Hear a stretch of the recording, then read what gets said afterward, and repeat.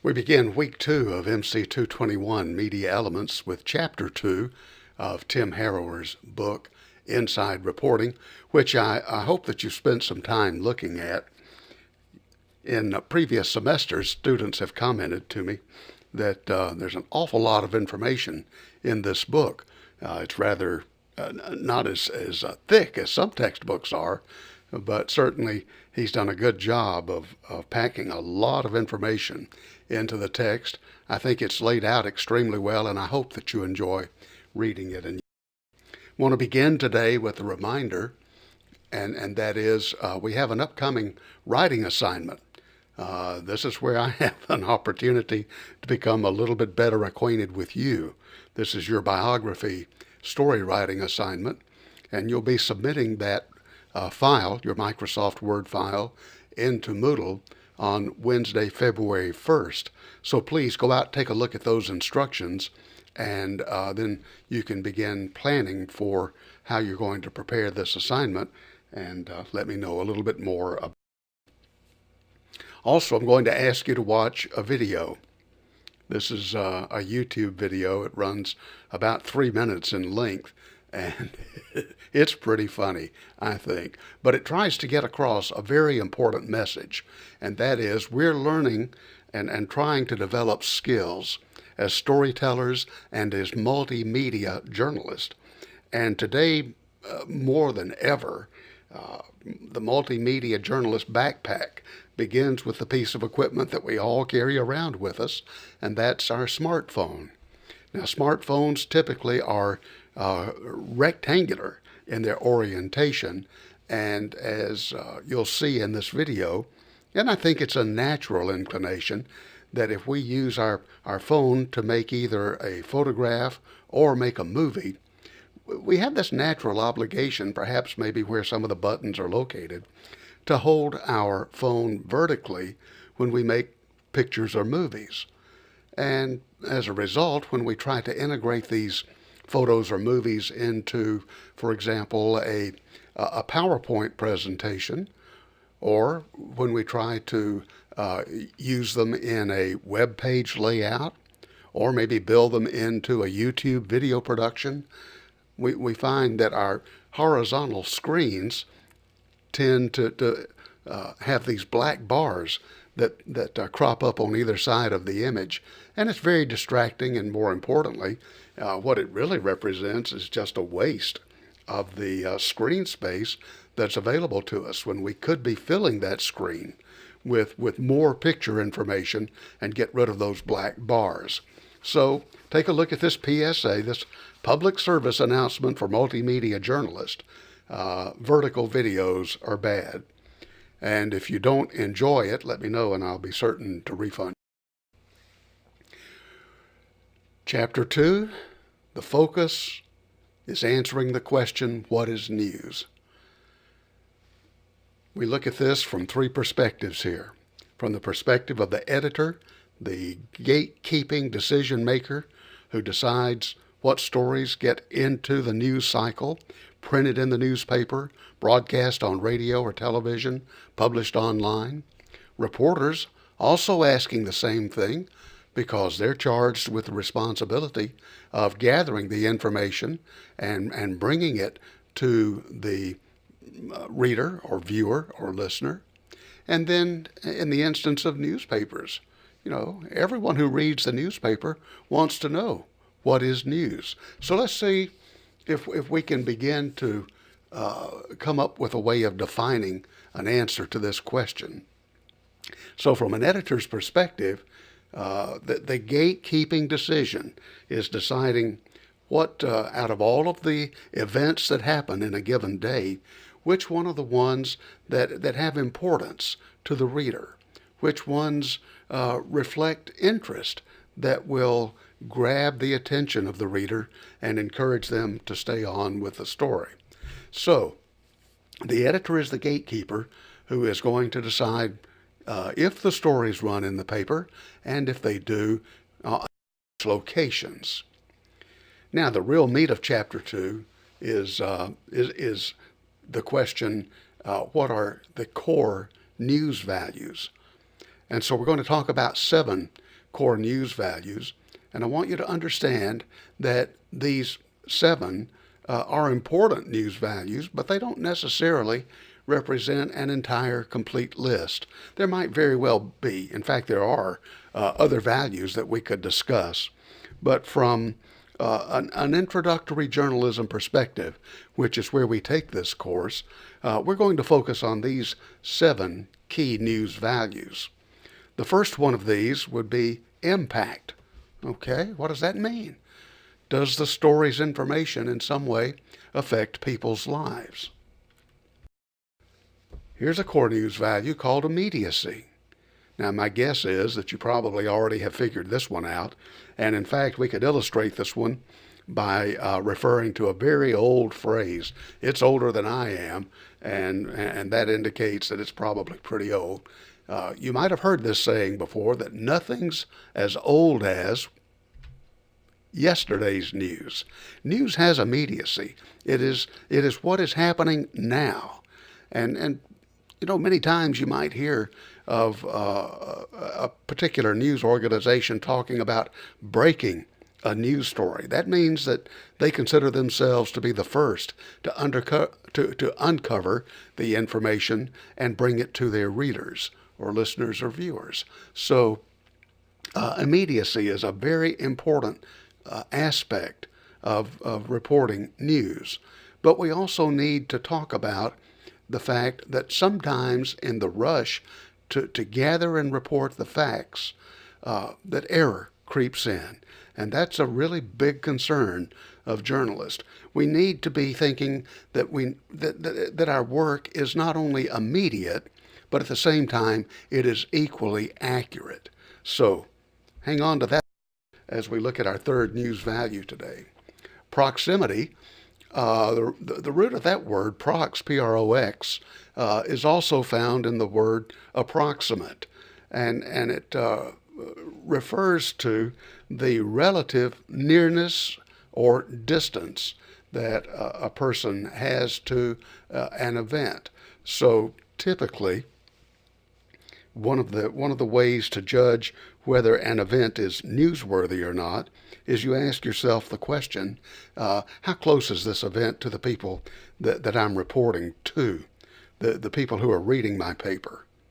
And generally speaking, and this is not an absolute rule by any means, but generally speaking, the closer the event is to the community you're serving, the more newsworthy, the more likely people are going to be interested in the story and reading it. A 3-car pileup that occurs, on a street in Cape Girardeau might be newsworthy, particularly if there's a lot of damage or perhaps injuries to drivers. But that same 3-car pileup, if it happens in Portland, Oregon, probably not newsworthy here, simply because of proximity. It's just maybe a little bit too far out of sight, out of the old saying goes. Prominence is another core news value. Prominence refers to the relative importance of an individual or perhaps a location. But let's talk about individuals for just a moment. Because this will relate, the second bullet point, public versus private, is an idea that we'll return to when we talk later in the semester about libel law.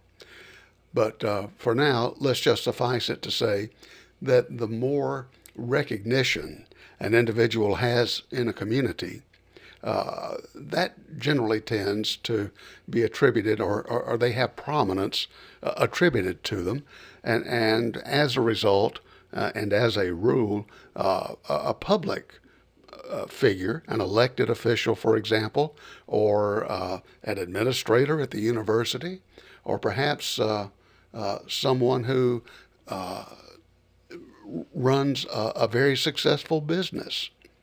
These people have achieved prominence, recognition in the community, as opposed to people who might lead quieter lives and maybe don't have nearly as much widespread recognition in the community. Novelty sometimes constitutes a news value, maybe not necessarily what we call front page news. Novelty reminds me of, again, an old saying, dog bites man. There's nothing really newsworthy about when a dog bites a man. And so that kind of story probably wouldn't get reported in the newspaper. On the other hand, when man bites dog, not such an everyday occurrence. And that's the kind of information that tends to be considered news and is reported. Now, please don't take this literally. I'm trying to use this only as an example of when the situation gets turned upside down or reverse. Many times we would consider that to be a novel news story. Conflict is absolutely one of the most important core news values, and you might be asking yourself, what kinds of events represent conflict? We probably tend to have a negative association that we put with that word, and in certain instances, that's probably true, but not always. The coverage of elections, coverages of war around the world and at home. Yeah, these represent conflict, but by the same token, have you ever thought about this? Every sports contest represents conflict, doesn't it? Who defeated who? Who overcame? So conflict can take on various forms. And just as a sort of a sidebar observation, last fall we went through, well, not just last fall, for the last couple of years, we were hearing news reports about political candidates. And I made the observation again this past election cycle, from the president's office all the way down to the local elected leaders, so many of their advertisements on TV, the candidates talk about they're the ones who will fight to get something done, fight to get legislation passed, fight to make certain that taxes are lower. And it's really interesting that this word fight keeps coming up in association with candidates for public office. Clearly a tie to the idea of conflict. And finally, let's wrap up with a discussion about emotions, because stories that elicit the emotions of readers are considered to be newsworthy. It could be that we're reading about victims of tragedy, but by the same token, a more positive or more uplifting type of emotion could be elicited in readers with success stories. So, 7 news values that you can apply as a reporter, as a fact gatherer, an information gatherer. 7 values, 7 rules of test, if you will, that you can apply to the events and facts of a story in helping you determine, first off, whether the story is newsworthy, and if it is, just what is its news value? Let's say on a relative scale of 1 to 10. Not every story is equally important, but still, a series of stories all could exhibit news values. It's just some might be considered more newsworthy than others. And that kind of decision is reflected, let's say, in the placement of the newspaper or its online source, where front page news, which is considered to be the really important stuff, those stories make the front pages as opposed to the back pages. Or in the news broadcast on radio or television, the lead stories are the ones that are reported first, and then successively over the length of the broadcast, the lesser stories are stacked underneath the really lead stories. Now, again, talking about news from a newspaper's perspective, what is news is going to be determined by the scope of the newspaper.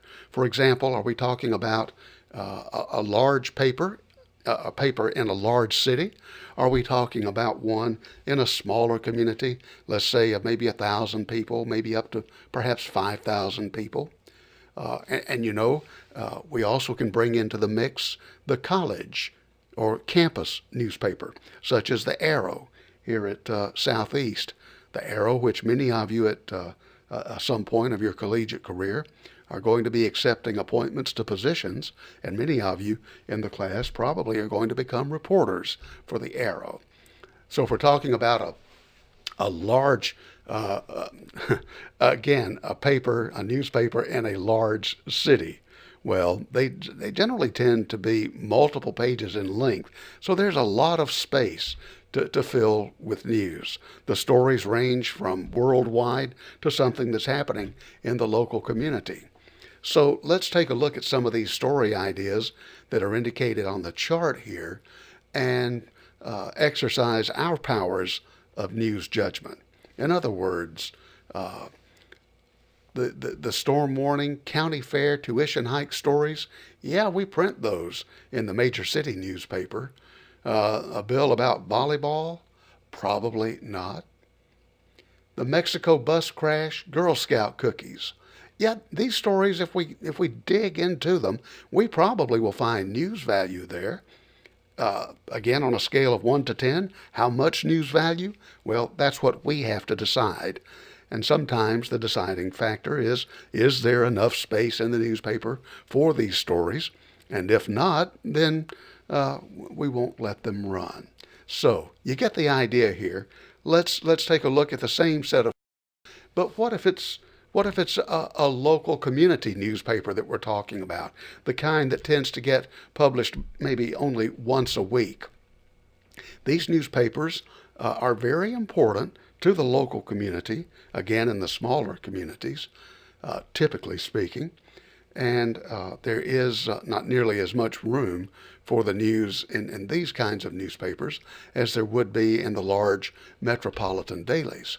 So again, applying your news judgment, you're really asking yourself the question, which of these stories for this particular newspaper are important for our readers? And then at the same time, we probably are considering, which of these stories they might have learned about by reading also another large city newspaper, or perhaps that they have heard this information already on radio or television or read it online. And so remember, the key to the judgment here is we're talking about a newspaper that generally tends to be published only one time a week. Now, the campus newspaper, like the Southeast newspaper, The Arrow, is another example of a paper that is not very many pages in length, so we say that space is tight, and the readership of the campus newspaper generally tends to be those persons who have a direct affiliation with the campus, notably the students, but you might be surprised to learn how many of the faculty and the staff of universities read their campus newspapers, because it is the place where they work, it is the place where they associate with people, and they, just like students, are interested in what happens. So, the storm warning, would you run that story or kill it?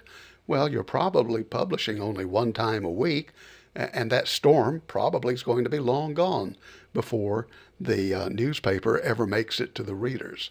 So a story with a lot of immediacy, yeah, we'd probably kill it.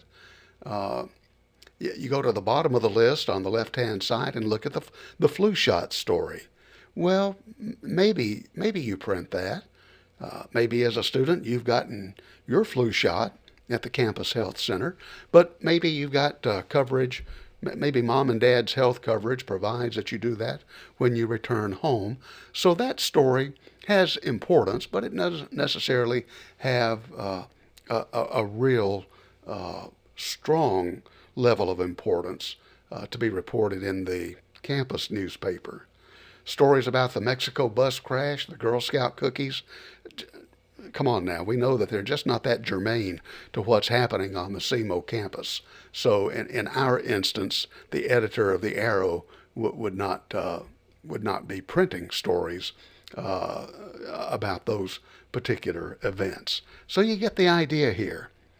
Determining what information is important and needs to be reported not only is decided by the application of the news value decisions, but it also has to do, in some respect, with the nature of the medium that's reporting the news. The big city newspaper versus the once a week local community paper versus a student university newspaper.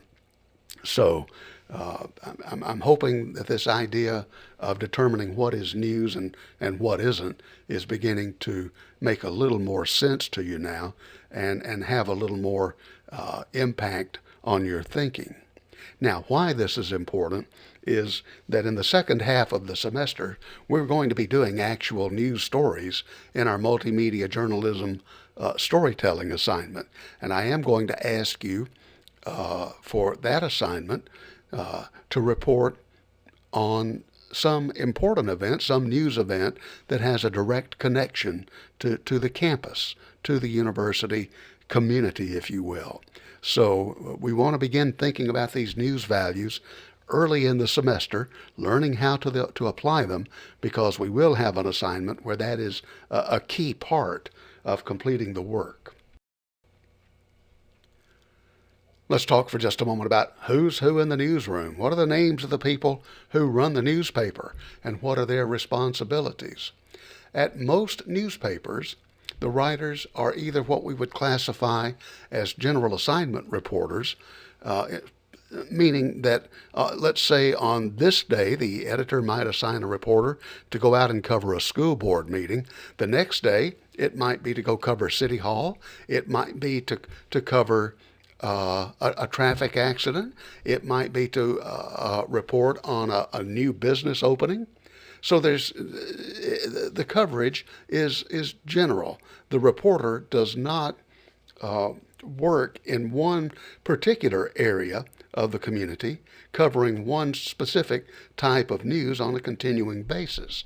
So there will be general assignment reporters who work at newspapers, but more likely, if it's a larger paper, they're going to be considered a beat reporter, and they're going to be assigned to cover stories that fit very nicely into one specific area. So a reporter might be charged with covering City Hall every day, or the police beat, or the medical beat, or the education beat. You get the idea here. General assignment reporters typically are much more commonly found in radio and television stations.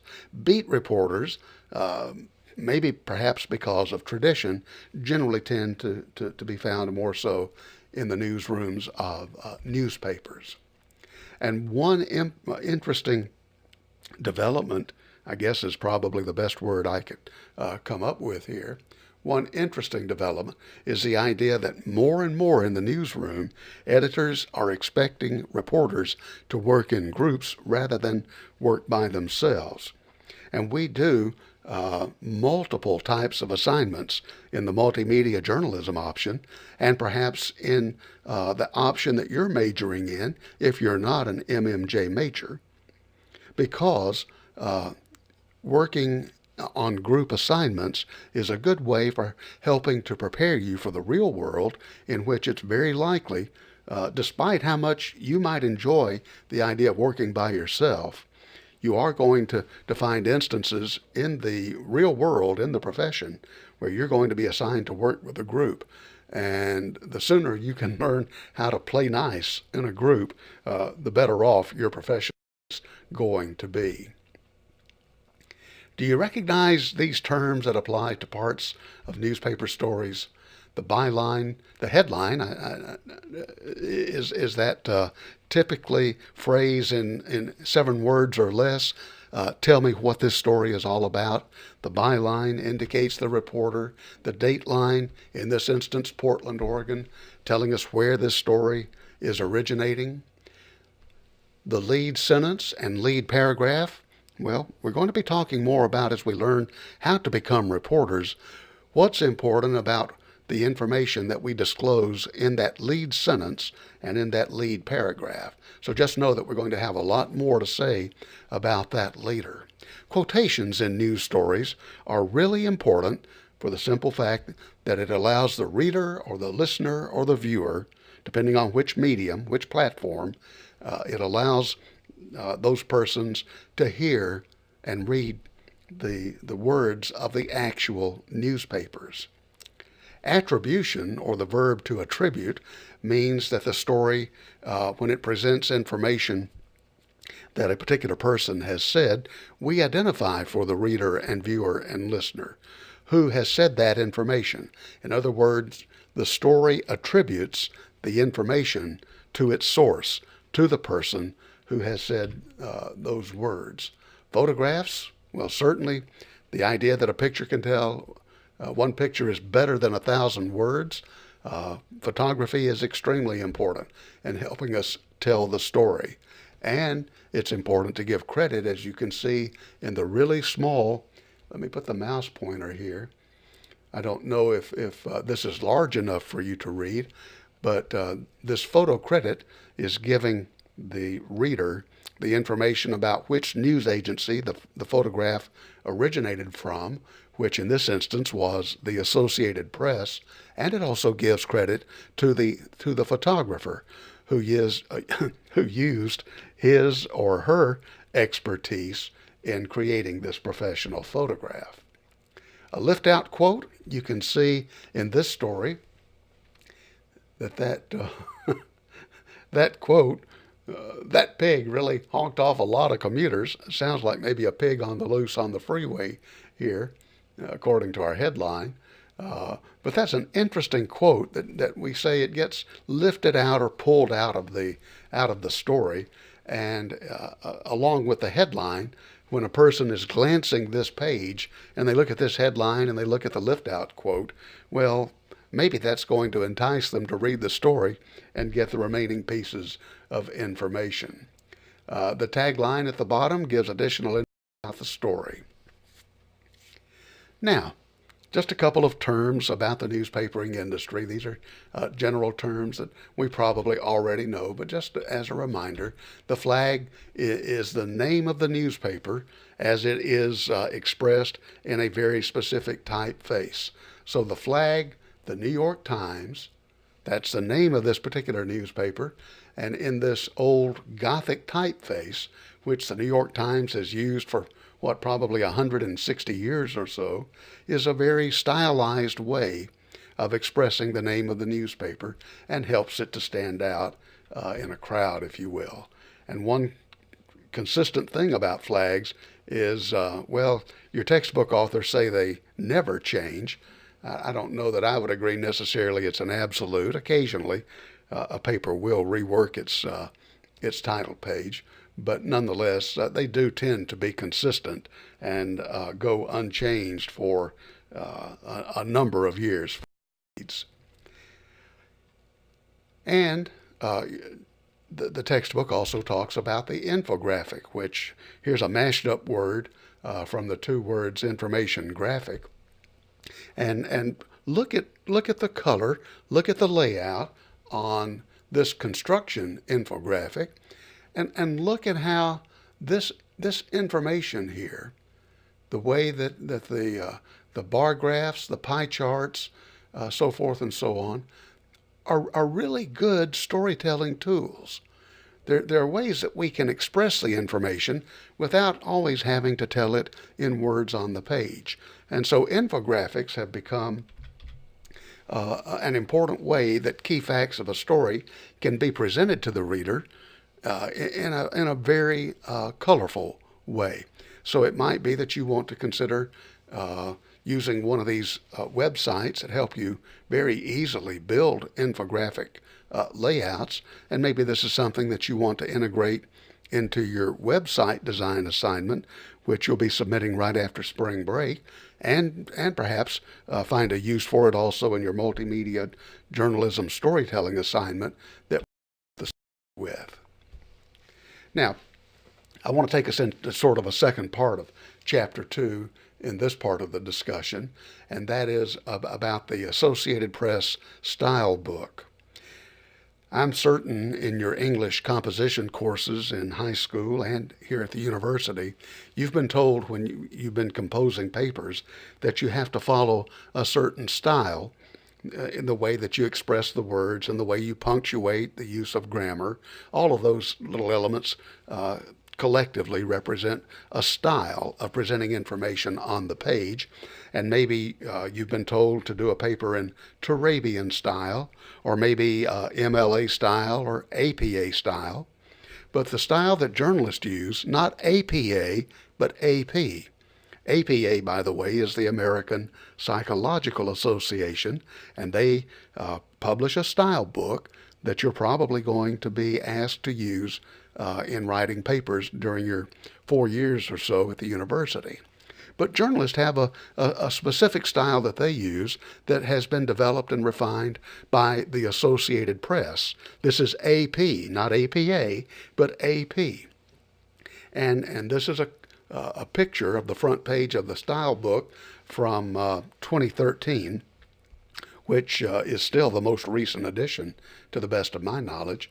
And the idea of using the style book, as the bullet points say, are to develop methods for being consistent in the way information is presented, to make certain that the detail is presented with precision and certainly with accuracy. And it's also a guide to help us learn how to keep our writing sharp and keep our stories short. Much better to find a way to convey information to readers in 100 words, let's say, for example, rather than taking 150 or 200 words. That's writing with precision. That's writing with brevity. And the way that we do that is to learn to write clearly or with clarity. So we're going to be talking about the Associated Press style book throughout the semester. I'm not going to ask you to purchase a style book for this course. This is an introductory, an elementary course, introductory into the mechanics of writing in a journalistic style.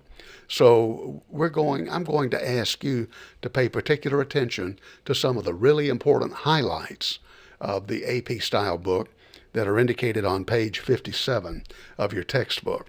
So I want to take this last part of our lecture and share with you some examples of some of these really important style basics from the style book are.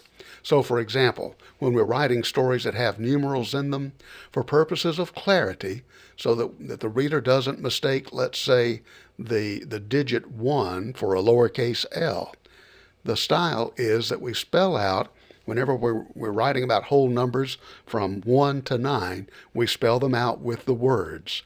Then we use the digits or the figures once we talk about numbers that are number 10 and larger. So look at the two examples here. In the first instance, the taxi had 4 tires and 1 spare. Okay, each of these two numbers, the 4 and the 1, are in that range between 0 and 9, so we use the actual words rather than the figures. However, now that we have crossed that boundary of 10, when we write the sentence that said they had a fleet of 11 taxis and 4 buses, 11 greater than 10, we use the numeral, 4 less than 10, so we write out the word. Okay? Pretty simple, but it's a really important characteristic of news writing that we understand and follow. Also, speaking about numbers, if we have a number that begins a sentence, we don't use the figures, even if we don't use the figures if the figure is 10 and above, certainly 22 is, but if that figure begins the sentence, the style book says that we write out the words again, 22 written out in words, not expressed as a figure, if you're beginning the sentence that way. When we're writing about age, we always use the figure.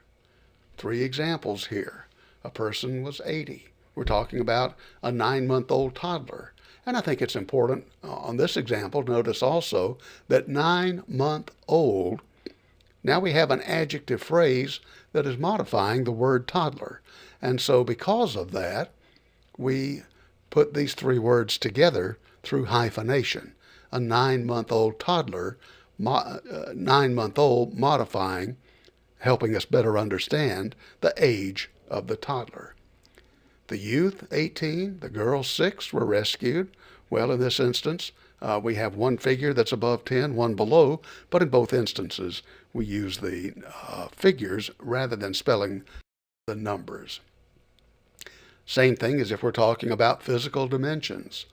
And I don't need to read each of these bullet points out loud to you. You can see for yourself, and you'll learn more when you read about this particular style characteristic on page 57 in your. If we're talking about money, look at the monetary units, 2 bullet points, make an interesting observation here. It's okay to use the $sign in writing, and in fact, that is the correct style. That's what's expected. But then, if we're writing about loose change, like 10 cents, we write the word cents out. And generally, somebody's going to raise the question, well, why don't you use the cent symbol rather than write out 10 cents? And my response to that is always, okay, check around on your keyboard, and if you can find that cents symbol, go ahead and use it. But nowadays, my guess is you're not going to find a symbol for cents on your keyboard.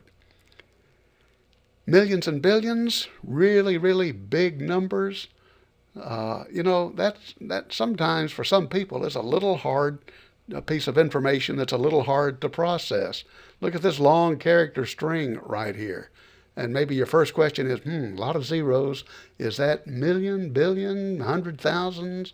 Make it easy for the reader. The style book says it's perfectly okay to just use the word billion in this instance, rather than trying to make somebody figure out how many zeros come after a number, like the 7 here, to distinguish a million from a billion.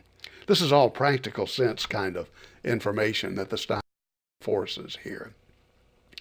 We use figures if we're talking about temperature. Unless that temperature is 0, then we spell out the word 0 so that the reader doesn't have any possibility of confusing the digit 0 with the capital letter O. Okay, this is just common sense stuff. And you can look at the examples here. -5 degrees, we spell out that word minus because if we were to use the little dash that indicates the negative sign, that could be overlooked. It's just for purposes of clarity, we would write out the word minus. Here's a common mistake I think we make when we write about decades or particular years. Look at the example. In the 1960s, I did a lot of things I don't remember. 1960 is singular, but if we're talking about an entire decade and we make it plural with an S, we simply add the S. A lot of people tend to want to put an apostrophe after that, which indicates that it's possessive, and that's simply grammatically incorrect and reminds us of that. Well, a lot of information in Chapter 2. I encourage you to read it carefully, and if you have questions about anything that you've written, until such time as I'm able to return to the classroom, I can tell you that I'll do my very best to try and respond to emails. So let me know if there's anything that we've covered that so far is not making sense to you, or maybe that I could explain in a different way to help clarify. So take care, and I'll see you when we get to Chapter 3.